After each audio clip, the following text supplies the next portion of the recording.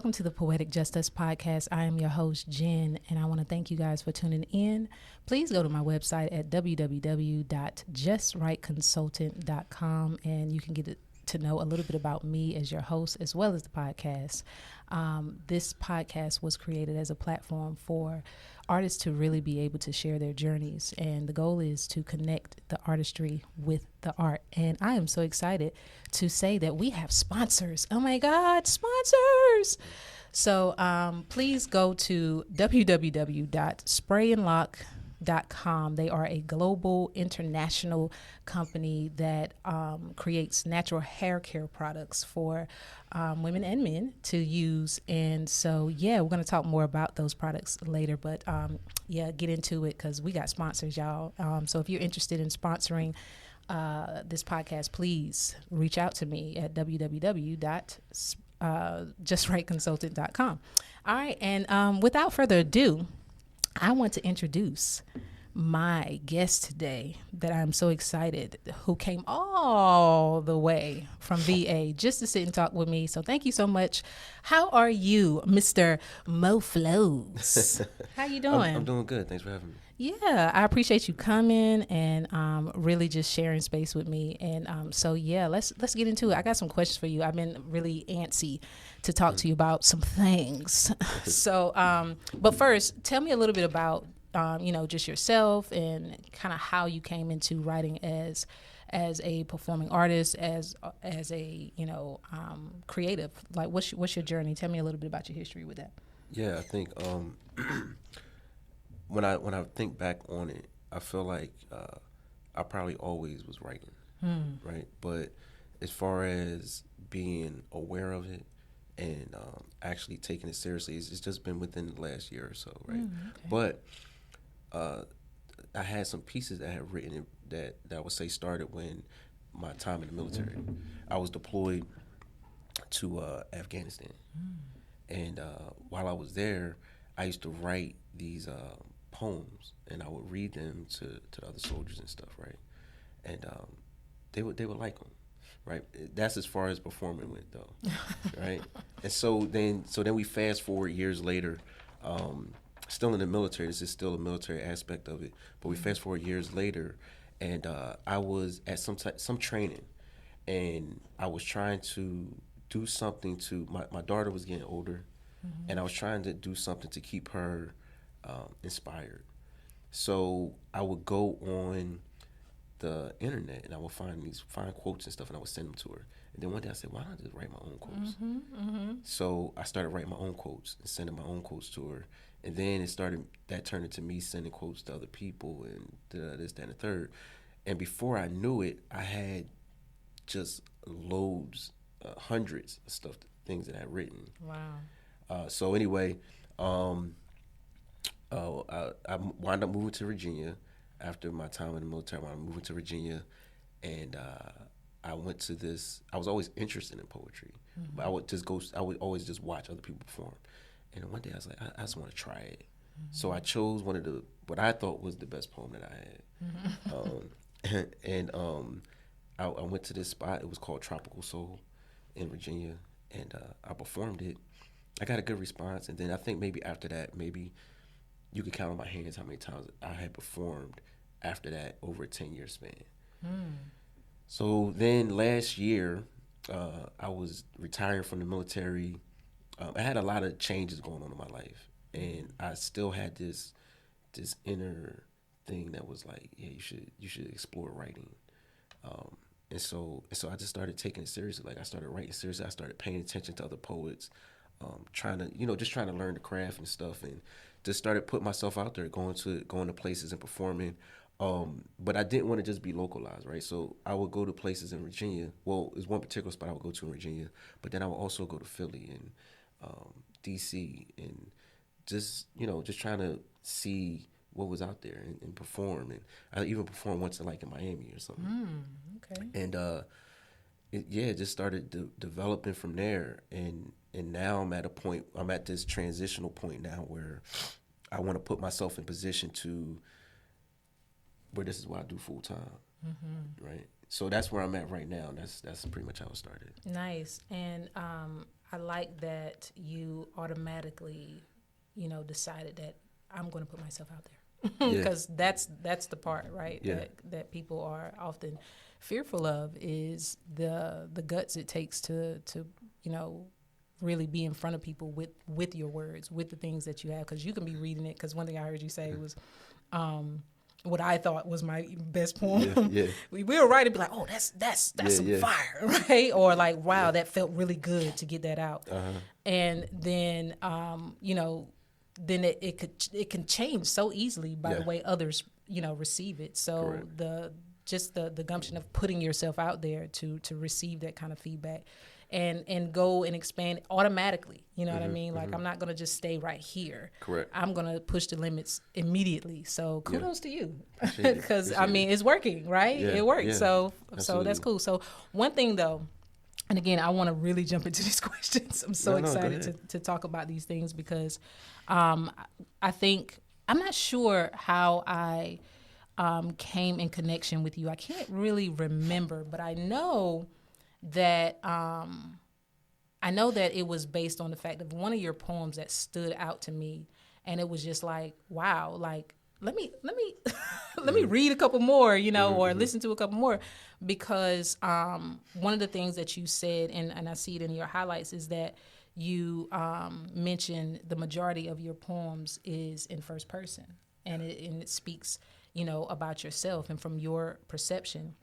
And that really resonated with me, because, or it also made me think about when I was teaching. One thing that I would say to my students is that I come, like when we was talking about points of view in writing and how you write in different points of view. And the one thing that I would say to them to help them remember the different points of view was, I come first, you come second, they come third. And when you said that, it kind of sparked that into me, because I'm thinking about really the first thing that comes is how we see the world, And so talk to me or expand on that a little bit when it comes down to your process of writing. And because so many people, feel like they have to have these different perception or different perspectives, or speak on different topics, or, have this sort of worldview of everything and know everything and talk about everything, when really it boils down to, your perception of things. And so I'm curious to your writing process and being able to still, talk about those topics, but as it relates to you and using that point of view. Talk to me about that a little bit. Yeah, I think it kind of, you said it, but I think it also goes back to how I started, like, because remember I told you I started from those quotes and stuff, and I was writing quotes. And when I started doing that, what I quickly realized was that I didn't want to be given a message that wasn't mine. You understand what I'm saying? So that got me to automatically, by default, start writing in first person. So I would write in first person all the time, and I will always tell myself, and even if I was writing, because sometimes when you write, your inspiration comes from memory. It comes from something you, like, unconsciously sometimes, right?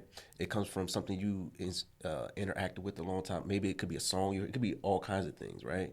But when I will find myself writing and be like, wait, I didn't experience that, then I'm taking it out, and I'm searching for how maybe an experience like that did occur in my life, and that's what I'm going to write about. And so at first, I would say that a lot of everything I wrote was strictly I. And then I felt like, well, if I'm performing this for other people, I want it to be definitely stuff coming from a place of realness, of things that I experience, but I want them to be able to connect to it too. So then I would just change the eyes to you, but I would still be talking about me. So there's nothing, I can honestly say that there is nothing that I've written, that I perform, that I haven't experienced in some kind of way, right? Even with somebody, like if somebody asks me to write something for them, because that happens a lot.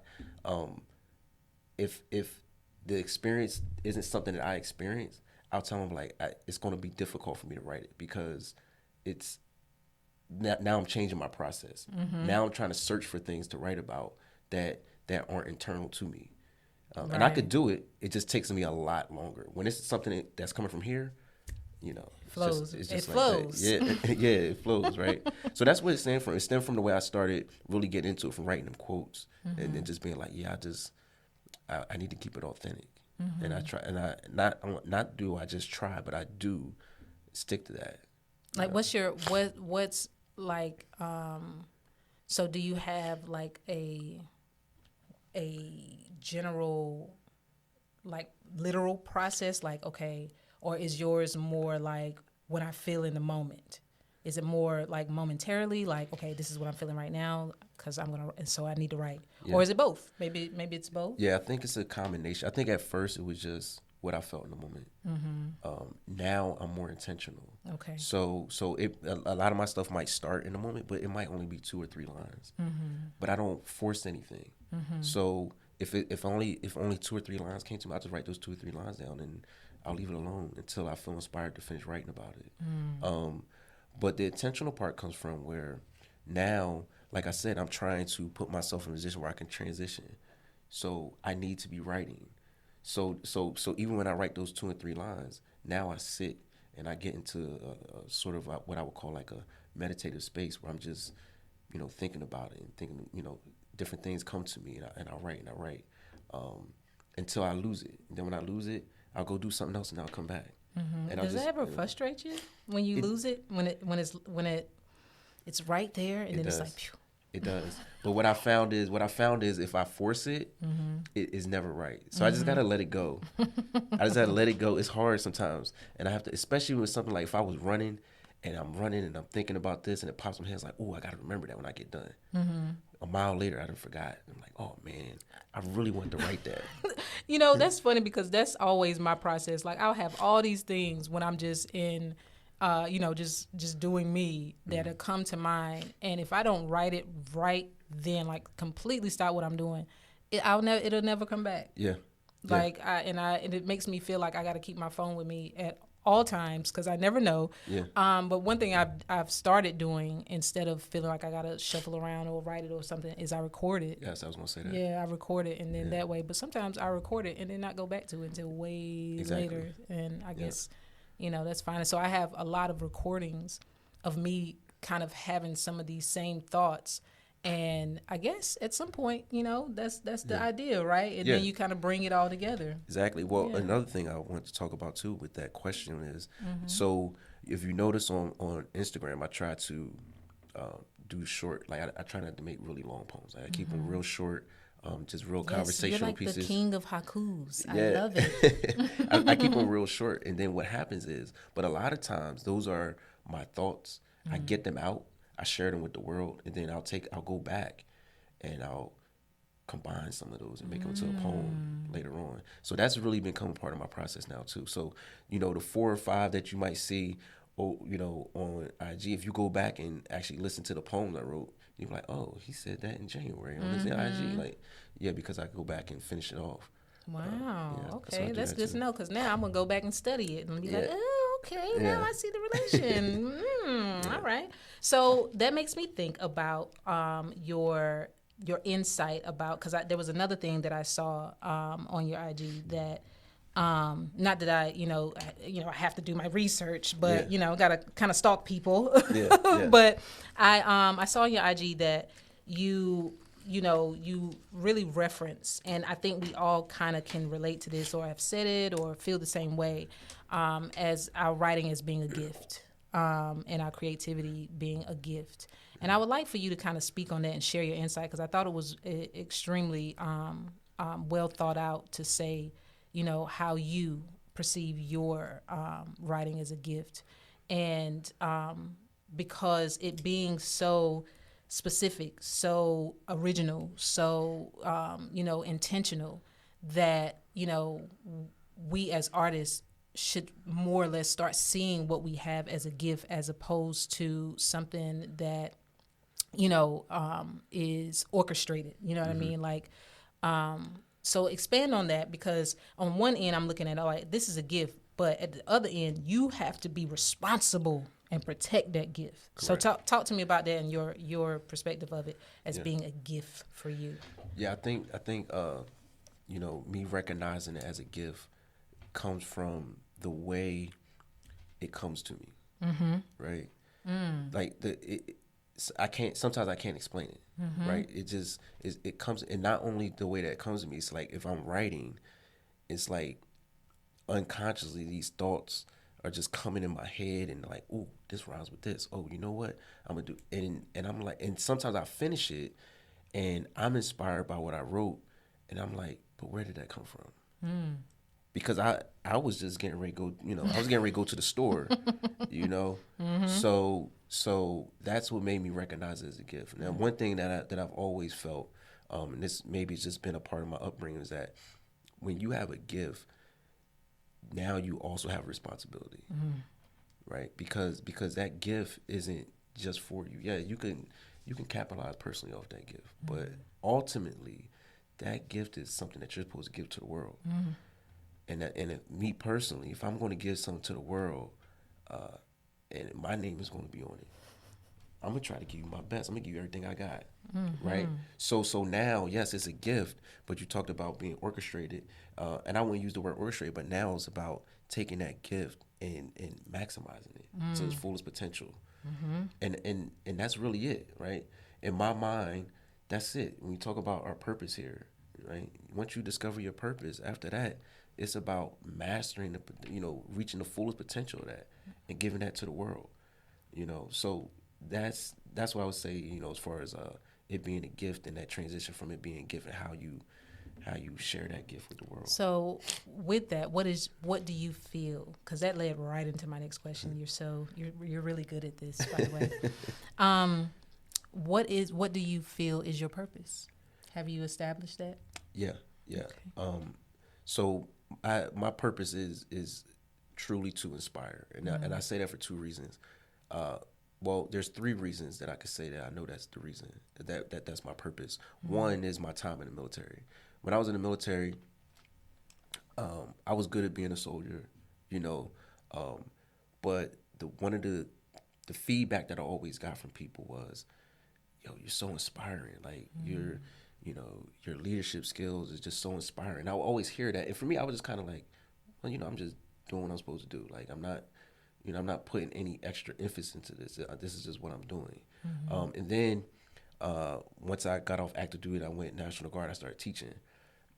And as an educator, obviously, you're out there. You're trying to inspire young minds to develop into contributing citizens, right? So then you have that piece, and then the writing. When I write, sometimes I have people that I feel like a novice writer in my mind. I do. I always feel like there's so much to learn. But I have people that reach out to me like, "Oh man, you're inspiring. Like, how do you do that?" And I'm like, I don't know. You know what I mean? So having said that, when I look at all those three things, and I really, because I spend a lot of time meditating, like I think everybody should. But when I'm meditating and I'm trying to ask these questions and figure out what's going on, I've come to the conclusion that is my purpose, obviously, because in every facet of my life, I've been known as inspiring people, even without me trying to. So that's my purpose. That's beautiful. Thank you for sharing that. I got a little watery, like a little teary-eyed. So, but you was talking about the military. I just want to say that. How long you been out of the military again? How long I've been out? Yeah. Did you retire? Yeah, I retired. How long you retired? So I did 24 years. Ooh. And I retired in March. Wow. Yeah, I retired, last March, obviously. Wow. Talking about some 1650, I don't even know. I'm like, what time? What time is that? Don't make me do no math today, please. Yeah, I still do that sometimes. People oh my God. What are you talking about? I'm trying to look at my clock, like count the time to try to figure out, okay, that's 1:15 and the next one must, I don't know about all that. But anyway, speaking of math, so you told me that you teach math in college. I do. Yes, I just finished. So when I talked about earlier, when I mentioned, going through this transitional period, so I retired and graduated my PhD pretty much the same time. I retired in March. Congratulations. So wait a minute, Dr. Maurice? Yeah, you just call me Mr. That's what I tell my Dr. students. Maurice. Get it right, people. But yeah, so I finished. I retired in March, graduated in May, and jumped right. I was already teaching at college before that though. I taught at Virginia State, and now I'm teaching at VCU.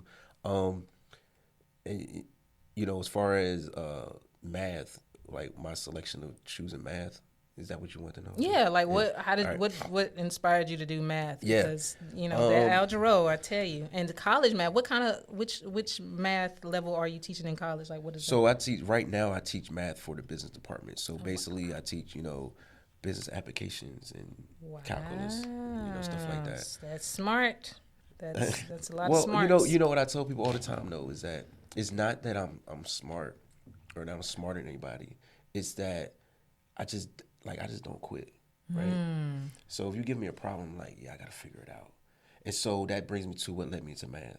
When I was in school, that's what I loved the most. Not necessarily that I love math the most, but in any subject that I was in, it was the problem solving piece. Yes. So it could have been in science, it could have been anything. If it was about figuring something out, that's what I wanted to do. So once I got to college, or decided to go to college, and I became more aware, I wanted to do something where that's what I would do, solve problems. So I thought about being an engineer and some other things. And I was like, nah, let me just do math. Because if I just do math, I could do anything I want from there.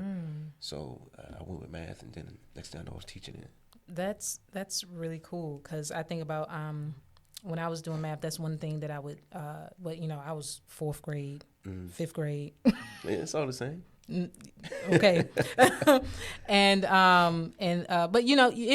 it just is layers. It layers on. But I would tell my kids, and my daughter's the same way. She's like, I don't understand why we learn this stuff. Like, I don't understand it. I would probably never see this again. And I'll be like, you know what, baby, you probably won't.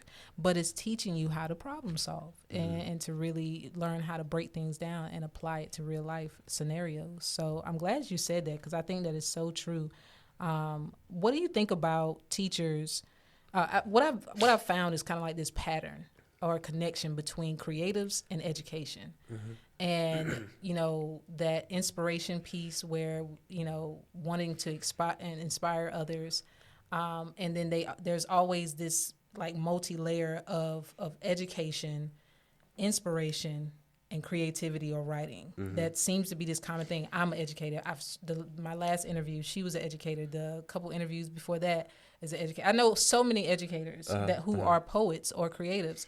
So what do you think? Do you think there's like a pattern or connection between that with people?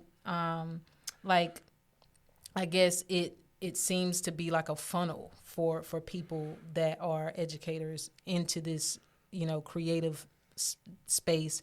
And do you think that is a good path for creatives who maybe have never looked at education as a path for their creativity in that sense, or tying those in together? Do you think that that's something that, we could start looking at as a thing, to try to benefit from? Because I see people like myself, I host workshops, and, there's a lot of creatives that never really thought about doing it in that way, but maybe they have something, that they can really utilize their creativity and tie it into education. What's your thoughts on that?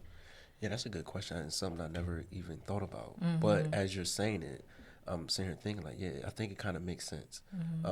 I could speak for myself as a teacher and other educators that I've seen. I feel like one is, 90, not 90, let's say 80%. 80% of what you're doing is you're trying to create something that's going to inspire somebody's mind. And I will argue that that's the same thing art does.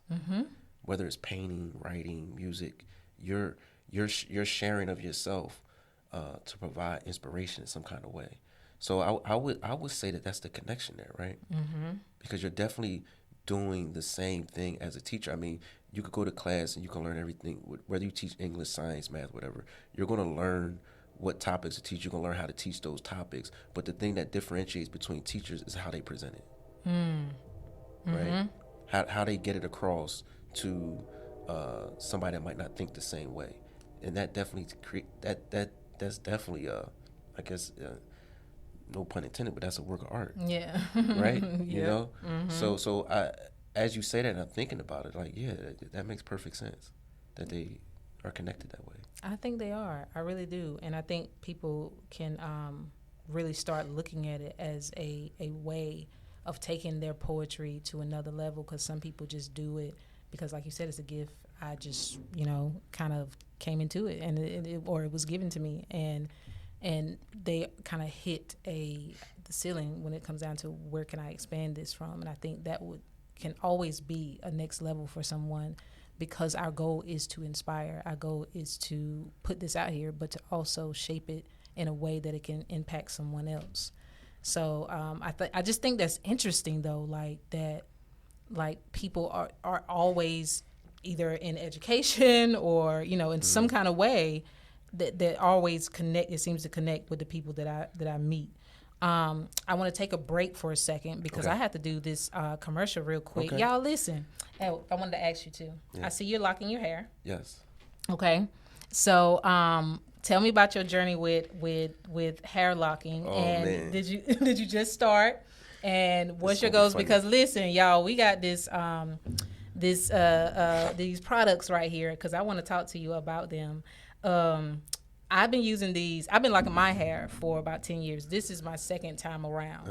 And I have spent thousands of dollars on trying to find hair care products that actually work for my hair and don't cause buildup and, all the back and forth. And I have 2 kids, and so it's 3 of us where I'm constantly doing our hair. And my son, oh my God, if y'all seen his hair online, my daughter as well, I always share. But this has made it a lot easier. So I want to know, what is your hair care regimen? Okay. And a little bit about your journey. Your journey and your decision to lock your hair. So there was no decision. That's number one, right? So what happened? No, seriously, what happened was when I got out of the military. Well, first of all, my girlfriend is that's what she does. She does natural hair. Okay. Right. So when I was getting out of the military, I said, I guess I was, rebelling, right? Like, I'm out of the military now. I'm never cutting my hair again. Y'all can't wear long hair. Yeah. I'm never cutting my hair again. I'm never shaving, all this kind of stuff, right? So my last year in the military, I started growing my hair, but I was just using like the comb method, right? And not the comb, but the brush thing, the twirly thing. Yeah. So I was using that, but then my hair started getting too long. To where when I would use it too much, it started looking like these little spikes in my hair. And I was like, I don't think I like that. And so she said, well, what do you want to do? What do you want to get to? And I found, went on the internet and found this picture. And I said, I want to get to that, right? This is what I want to get to. And she was like, I'm not sure how you're going to get there. But let's just try. Just let your hair grow and just comb it. Keep doing this to it. And after a while, I was like, yeah, I feel like when I'm tired of every morning getting up and having to do this. Can't you just do something to make it stay? She was like, it doesn't work like that. And I was like, well, just do. So what she did was I don't fully understand the locking process, but she kind of locked it like halfway. So it was like bushy at the bottom, but kind of locked at the top. So twisted, I guess, is what she did. I don't know what she did. And then as it grew longer, she just kept redoing it and redoing it. After a while, said after a while, this. Yeah, so here we are.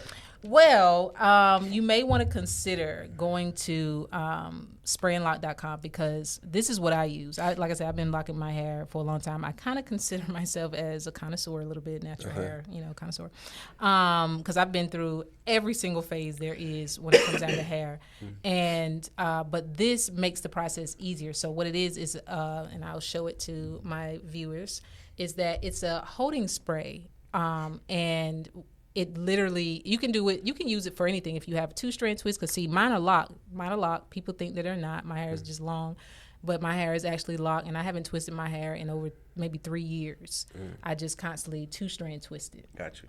And because for a while my hair was like just, it started thinning and, stress, whatever. Anyway, we're not going to go into all of my... Yeah.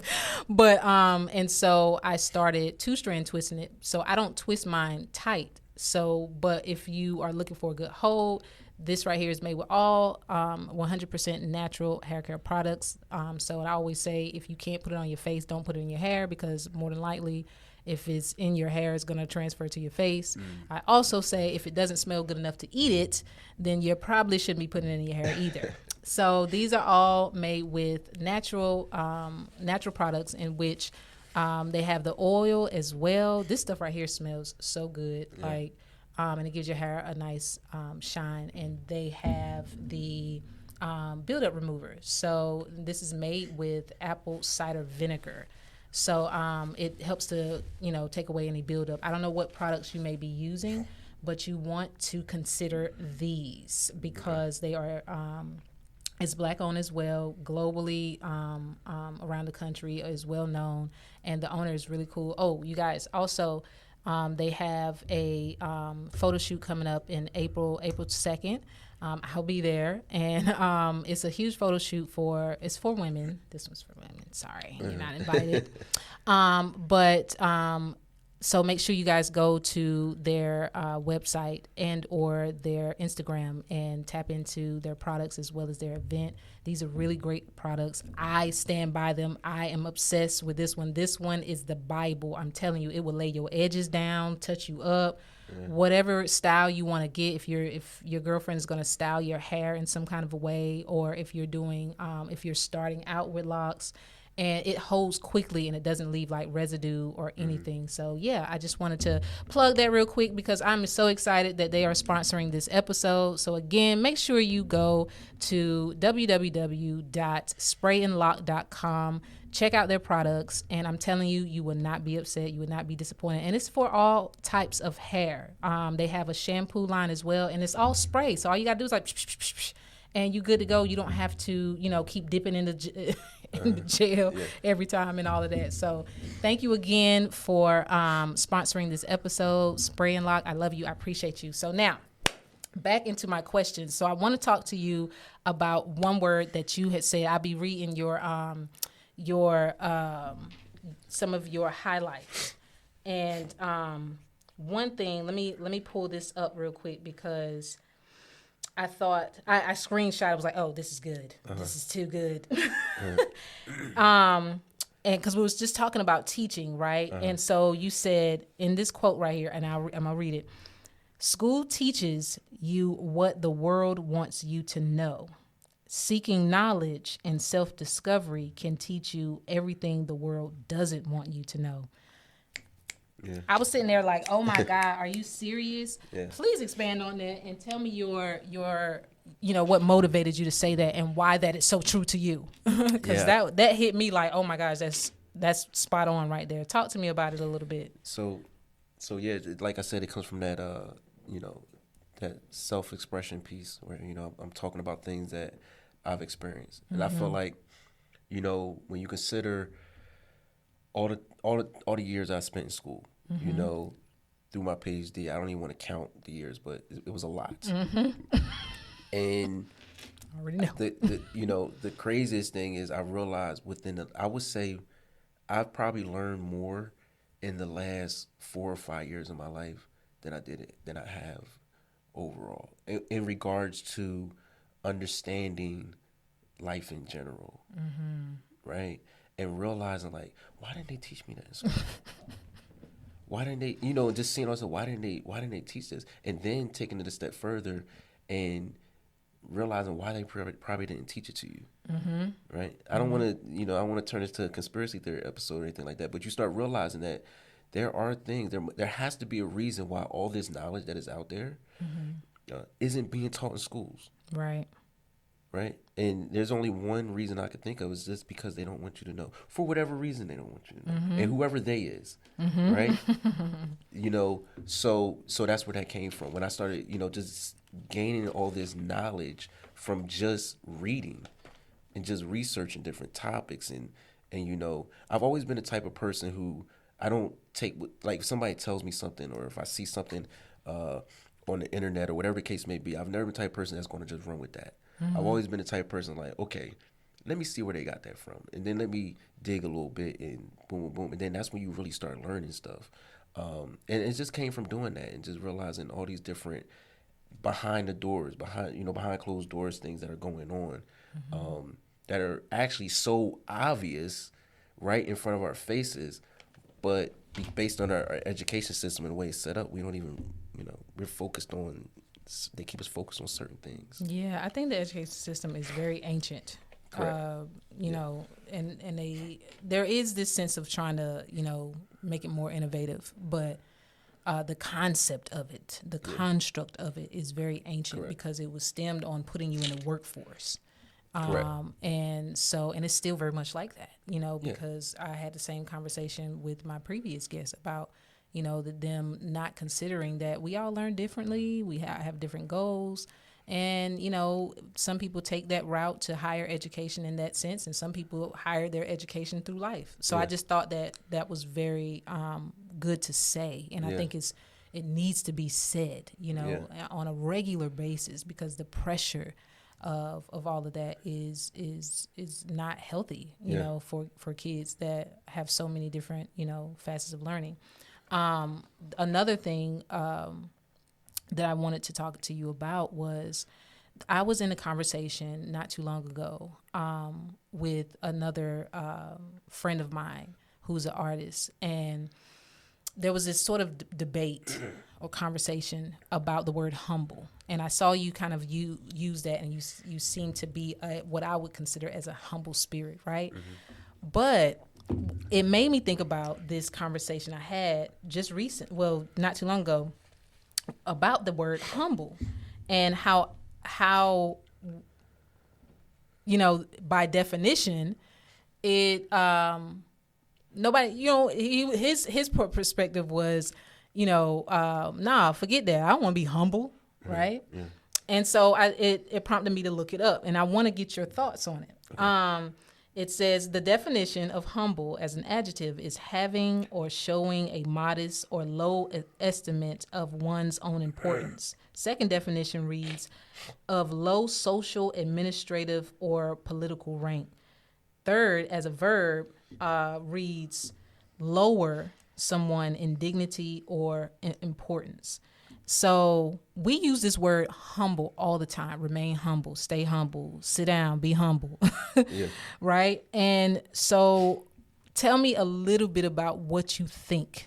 Do you think we need to change the way we use it, or if we should use it, or is it more or less we should just think in the spirit of what it means on a larger scale of being humble, meaning that, tell me what you think. Yeah. Tell me what you think. This is definitely I've actually had this conversation with a couple people before. So for me, in my world, when you talk about humble, you read those definitions, you see that word lesser than, right? As a man, and I say man as a human, as a human, the only entity that I see that's greater than me is my higher power. Right? So for me, humble simply means recognizing that those gifts that you have, those talents that you have, you didn't just, wake up with them. Like, that was provided to you for a reason. That's what you need to be humble to. I don't need to be humble to another man in regards to thinking that I'm less than them, or I don't need to not shine so that somebody else feels comfortable about themselves. If who I am as a person makes you uncomfortable, that's your problem. That's not my problem. That's not, so for me, that's not what humble means. Now also with that, now that doesn't mean on the other side of it, when you understand that, you also realize, since you don't have to answer to men, then you also don't have to boast to men either. If I don't answer you, why I got to boast to you? I don't have anything to prove to you.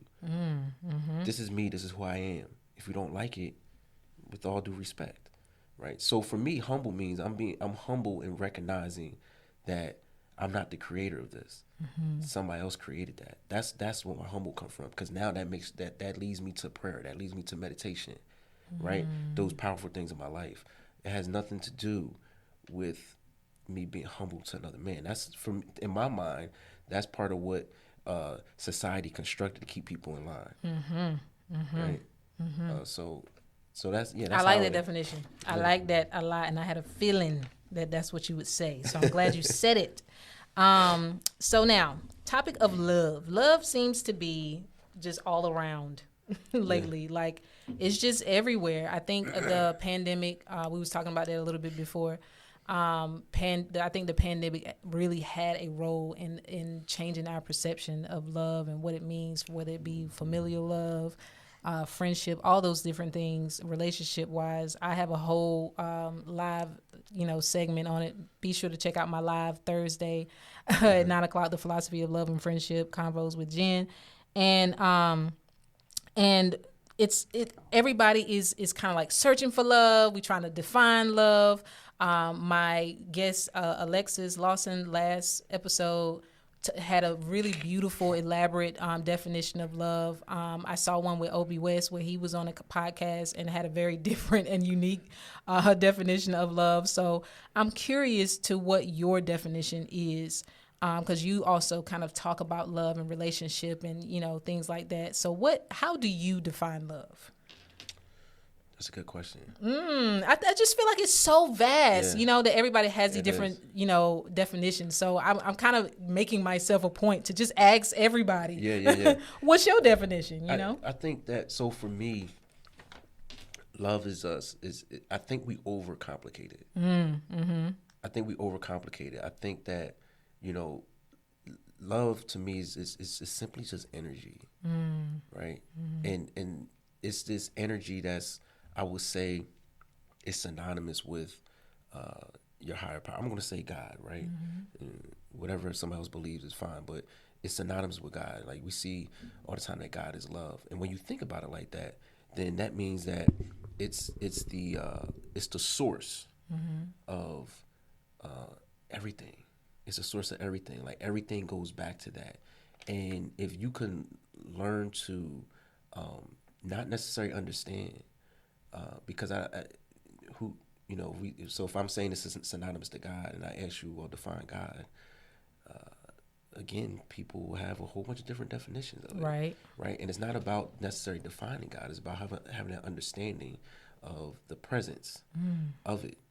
So for me, that's why love can be embedded in so many different things, because it is the source energy of everything. And when you learn to, like I was saying, when you learn to appreciate that, there's no need to try to understand it. Because the minute you think you understand it, something else happens in your life, and you're like, oh my God, I thought this was love, but now. And I think we're in a society where everybody is trying to define it, and it's just all over the place, right? It's literally all over the place, and so for me, it's really simple. It's just energy.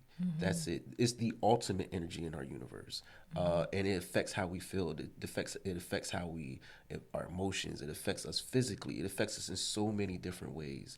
So I don't think I have. That's how I see it. And so when I'm talking about love, I could be talking about it in different ways. Like if I'm talking about the love I have for my girlfriend, it might sound a little bit different than when I'm talking about the love I have for my daughter, right? It might sound a little bit different for the love that I have for my best friends. It might sound a little bit different than when I'm explaining about the love I have for strangers. But ultimately, it's just this feeling I have that I want the best for you. That's it. Now, the level that of energy that I'm gonna put into it depends on how strongly I feel about you. Like I'm not gonna put as much energy into the love I have for a stranger than the love I have for my girlfriend. The energy level that I put into the love I have for my daughter is going to be obviously more than the love I have for a stranger. So it's just energy and how much energy you want to put into that person, or it's not even always just a person, it's a situation or whatever the case may be. So I just define it as energy. I don't think it's super complex. Yeah, I agree with that. I think that's a good abstract kind of way to explain it. Yeah. So now, while we're on the topic of love, now something else that spoke to me was and when I say spoke to me, I mean literally like this morning, it hit me like, oh my God. I don't know if you posted this morning or not, but it was where you said self-love versus self-absorbed. Yeah. Because I literally had to have I guess social media cleanse Yeah. because of the, you know, and I feel like everybody wants to be heard, everybody wants to be seen, everybody wants to be in this space where they are, you know, they have something they want to say, and I understand it so much. I get it, but I feel like there's this fine line, you know, between self-love and loving yourself and building yourself up, then becoming too absorbed with yourself that you're forgetting that there's a bigger purpose. Yeah. So please speak on that, on your opinion, and on the. It would be great if you could share that poem, but I'm not gonna force you. Yeah. No, so But please just Yeah, just speak I would on actually- that, because I thought that was so on spot on. You know. yeah, so I think that I don't remember what got me to thinking about it. I was thinking about self-love, and I was thinking about how, you know, self-love. The problem is that the messages that people preach about self-love isn't necessarily wrong. The problem is they're not expanding on it in its entirety, because self-love isn't. So what's the purpose of loving yourself, right? And I think that's the question you need to answer. Is the purpose of loving myself just so I can, you know, be quote unquote successful and have money and have whatever, blah, blah, blah? No. In my opinion, the purpose of us being here is the impact that we're going to have on the people around us. So I'm exercising self-love because I want to be able to love you better. Woo. And I think when you take that piece out of it, when you take that piece out of that, I'm doing this because I want to be a better person for you. And this isn't just talking about relationships. This is just the world in general. Because when you take that piece that I'm doing it because I want to be better for you, it turns into, by default, self-absorption. Because now you're only doing it to gain likes. You're only doing it to, you know, because you want to monetize whatever it is you're doing or whatever the case may be. And now it changes who you are as a person. It even changes how you come off to people, right? But if you keep in the back of your mind, like, okay, at the end of the day, you know, when it's time for me to leave this vessel, right? How many people did I impact? And if your self-love was all about you, you didn't impact anybody. Yeah, you might have gained some views because people found you interesting and you drew attention to yourself. But at the end of the day, you didn't leave anything. So that's where it came from. Like, self-love is twofold. Yes, you're loving yourself, but why are you loving yourself? It's not just for you. You know, I don't believe that that's why we were put here. You about to make me cry like that, because really though, I mean, like, that really settled in my spirit, and so I'm so glad that you spoke on that and just elaborated on the way that you did, because I think it's so important that we remind ourselves what our purpose is for what we're doing. So thank you for sharing that. Gotta take a deep breath for a minute. I be trying every time, because I'm dealing with some, you know, really, you know, intellectuals here. So I always get emotional when I'm speaking, but you know, I think it's okay to say that, you know, it's emotional, you know, when you saying things that come from your heart. So thank you. I got a couple last questions. I'm gonna tie them together just for the sake of time, but I think it's so important that I address these, and that is mental health when it comes down to men. I wanted to ask you, far as what's your mental health journey? And do you feel like, even though that mental health awareness has, I feel like, kind of come to a different level, it's still not quite there where it should be, where people are talking about it and doing things about it, like literally doing things about these kinds of scenarios and situations. But I feel like it has kind of come to a surface where people are more apt to talk about it. You know, it's I see it through you know, the internet and through other people forming communities around it. So tell me a little bit about your mental health journey, and do you agree or disagree that we're at a different phase with it in society? My second question with that, let me be more specific, as it relates to men, with men and Black men being, you know, able to address it more or being more open with it. Do you, as a man, and seeing that from a worldview, do you feel like that it's at a better phase than what it was, and where do you think it could go? What's missing? Second question that you can that goes along with this is, what can Black women do to support and aid in that, cultivating spaces for Black men to be able to have and be vulnerable and speak about and start to become more in tune with their emotional intelligence as it relates to mental health? Because what I see is Black men creating spaces for Black men, but what I haven't quite seen is Black women creating spaces for Black men, or women in general, creating those spaces for men to be able to be, and is that something that you feel like is needed? I don't want it to make it about women, you know what I mean? Like, because I had somebody be like, y'all need to know that it ain't all about you. Yeah. Yeah. No. So, what are your thoughts there with all of those, kind of in together? Yeah, that's a good question, I think. And it's crazy that you asked me that, because lately I've been going through this thing where in my writing, these thoughts about mental health has been coming up, but I haven't been putting them out because I haven't fully understood it myself yet. Right. But so what I would say, as far as my mental health journey, this is what I would say without going into all the details. There's no question in my mind that the things that I went through as a child today would be considered abuse. And that's not a shot against my parents in any kind of way at all, because I look back and I appreciate everything my parents did for me. And the situations that I was in and everything like that. But when I say, as far as the mental health piece, feeling like I always had to hold those things in, because feeling like I had to always hold those things in because because it'll make me feel emasculated if I let them out, right? I didn't figure that out until I didn't even realize that I was doing that, into adulthood, well into adulthood, and then as I started recognizing it, I started revisiting some of these things that occurred in my life. My relationship with my dad, and my relationship with I got two moms, right? My mom and my stepmom, but both of them are my mom to me. My relationships with them and some of the situations that I went through with them, revisiting those things, evaluating those things, and seeing how they impacted me. And see, so I had got married really young, right? I got married when I was like 19 or 20, right? And then we wound up,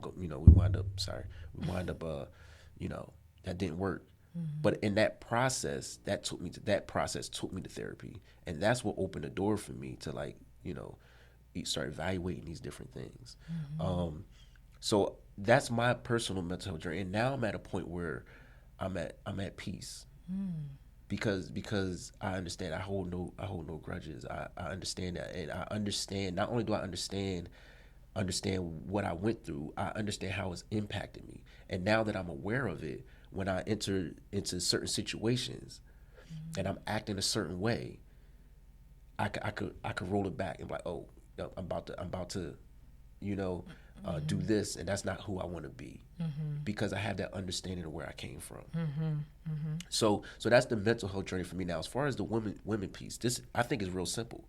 I think that for years, the way our society was set up, particularly in my community, Black environment, it has been the sort of how's the saying go? Keep the wife happy, or something like that, whatever.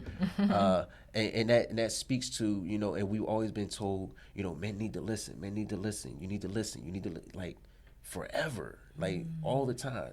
And so now I think it's at a point where it's like, no, we need to listen. It's not just about men listening to women, and then as men we're just supposed to just be these rocks and deal with our stuff. It's like, no, we need to be listening to each other. So if you're asking me and telling me I need to listen to you to be a better man, then why would you not think you don't need to listen to me to be a better woman? And we can't. So you're basically saying the same thing. It's not all about you. Yeah, that's it. Yeah, pretty much. That's it. It's not all about you. Yeah, it's just about listening. One thing I don't like, and I was talking to another poet. Well, we had a brief back and forth about it. Was how this, it's great that people are becoming mentally aware of themselves. But what I hate seeing is this back and forth between men and women. Me too. It's like, what are we doing? Right. Like, I don't. That baffles me, right? And so we have to figure that piece out. And I think it's really just about listening, right? We get stuck on our way is the right way, and if you can't be empathetic to somebody else's situation, then you know, nothing that you're saying or doing is going to have a positive impact. And so that's what I would say as far as women are concerned, just the empathy part. And so listening. Women, it ain't all about you. Yeah. Okay. So we need to listen to our men a little bit more and give them the space so that they can be heard. And I think that is the biggest lesson of and I agree with that, though. I'm joking, but I do agree that a lot of the times it's you know, even when I think about my own past relationships, it's about you know, well, personally me, I wasn't like that. But, you know, anyway, but I understand why men, you know, often feel that, well, we're supposed to be, you know, catering to your needs because you're the emotional one, and I'm supposed to be, you know, the stern one that you know provides that sort of, I guess, net for you to fall into when you're an emotional wreck. So, and I think one thing you said also was that it stems a lot from childhood, you know, and us starting to realize why we do the things we do today. And that's emotional intelligence, not understanding how to fix it necessarily, but understanding where it came from. So now I can place it somewhere and learn how to deal with it. So I appreciate you sharing. Is there a poem that you would like to share before we close out today, that you have in mind or that you would like to share with my viewers? Yeah, I could share one. So at first I was thinking, and you can look right there in the camera. Okay, we'll do. At first, I was going to share a piece of a new piece. Okay. Not new, but you know the stuff I'm doing now. But then I felt, as we were doing this podcast, I felt like I think you asked me about my journey.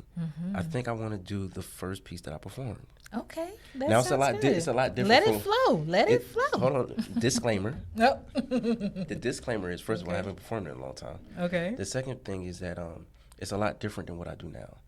But I want to share it because, you know, you made me think about my journey. Okay. And so I'm going to share that piece. Yes. Let me move this down a little bit so that you can be able to look in the mic. Okay. Okay. Here we go. It's called Black Woman. Strong woman. Black woman. Understandably misunderstood woman. You've been called out your name, but always show love, woman. And I love you, woman.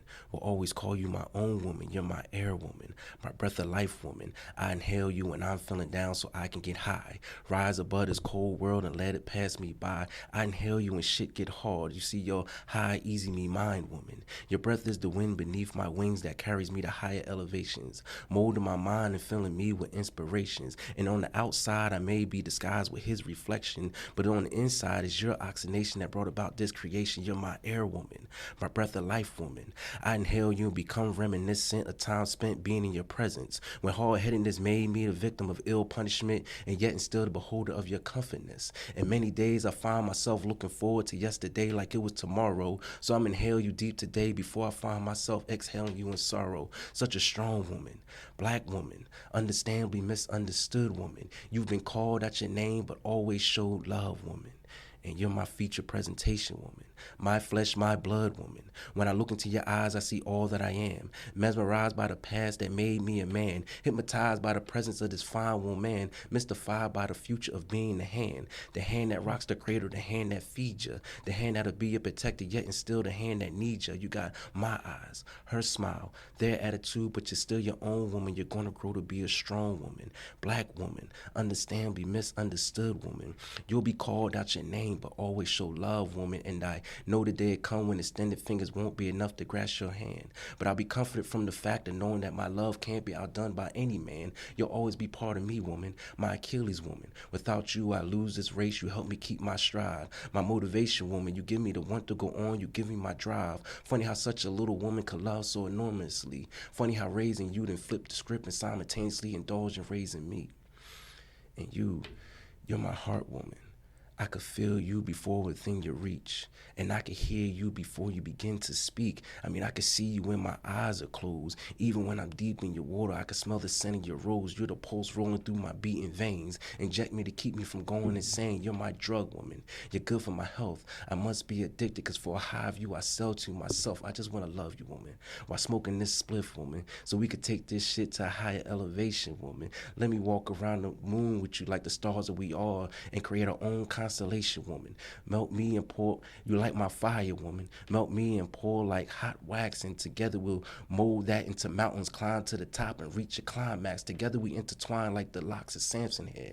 The longer we're together, the stronger our love, and I swear if forever is where you want to go, then I'm going to take you there. God must have put his finger in the water when he poured life in you, woman. You just too damn fine, woman. Like that age fine wine, woman. I'd be less of a man not to acknowledge your presence, even less of a man to ignore such an essence. How could I call myself a man if all my women were gone? That's why every night I get down on my knees, I thank God for taking my rib and standing me beside these beautiful black women. Come on. Yeah, that was the first poem I ever performed. Wow. Well, thank you so much for sharing it. Wow, Absolutely. I don't think I've heard that one. No, that was yeah. really good. That was really good. Thank you so much. Absolutely. Let people know where they can follow you at and tap into your work and your artistry, please. Share your handles. Yes, first of all, thank you for having me. I appreciate that. Yeah, absolutely. You can follow me on IG at MoFlows. That's MoEFLOWZ. On TikTok is at MoFlows02. Same spelling, just 02 at the end. So that's it. Yes, and thank you all so much for tuning in to the Poetic JustUS podcast. You can follow me at Jen_just_right.